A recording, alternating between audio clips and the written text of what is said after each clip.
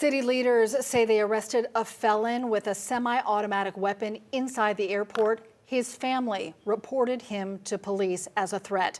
11 Live's Cody Alcorn is live outside Atlanta Police Headquarters. Cody, this man also having a mental health challenge, live streaming his intentions to hurt people there at the world's busiest airport.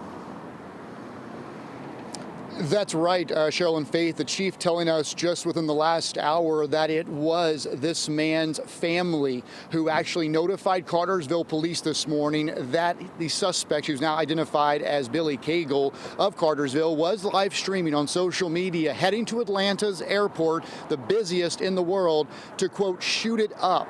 Now, what we understand is that APD was not alerted until 9:40 this morning.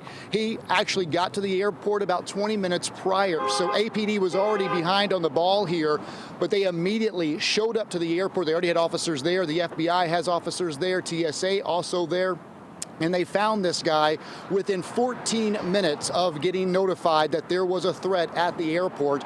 They released video during this news conference. You can see Cagle. He is in the blue shirt there. He walks in around 9:20. Walks around. The chief said he had a lot of interest in the TSA area, and once they got notified at 9:40, they put every resource possible to locate him. They had a picture of him on their phone, and again, in 14 minutes, these officers found him and took him into custody. His truck was actually parked up on the curb outside the domestic terminal there, the south side. And inside that vehicle, they found an automatic weapon with 27 rounds in it. The mayor saying that his family notifying Cartersville police, who called APD, likely saved more than 24 lives this morning inside the world's busiest airport. The mayor talking about that mental health issue as well. Cheryl, you mentioned that, and this is what the mayor said just moments ago. What you're seeing is we are experiencing across the nation and even in this great city where guns and mental health challenges going together can propose a deadly scenario. But we're thankful that in this situation today, this crisis was averted.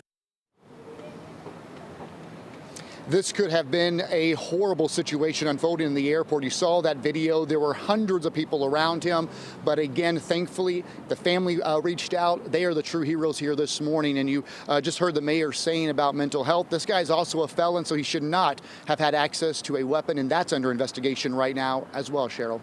Yeah, you heard them mention a few times, Cody, in the press conference, the bravery and courage of the family to reach out and do it quickly, because as you mentioned, just 14 minutes from the time police got the call to the time they arrested him, but he was hanging out around TSA for a few minutes before that. That's right. Of course, it's hard to call the police and tell on your own family member, but the chief and the mayor and Cartersville police saying if this family had not been brave, stepped forward and called the authorities and letting them know what happened, this could have ended with many lives lost inside the airport this morning. Of course, all of this still under investigation. Not sure why he did this, but the chief again saying they had every reason to believe that he was walking back to his vehicle when he was stopped by those officers. So again, the bravery of those family members to step forward likely did save lives this morning there at the airport. Again, all this unfolding just after 9. We'll have much more on this. We just stepped out of that news conference, Cheryl and Faith, so I'll have more coming up in the 5 o'clock hour. All right, Cody, thanks a lot. A lot more will be uncovered in the hours and the days to come. And if you'd like to watch the full press conference, which is fascinating and reveals a lot of details, it is streaming right now on 11 Live Plus.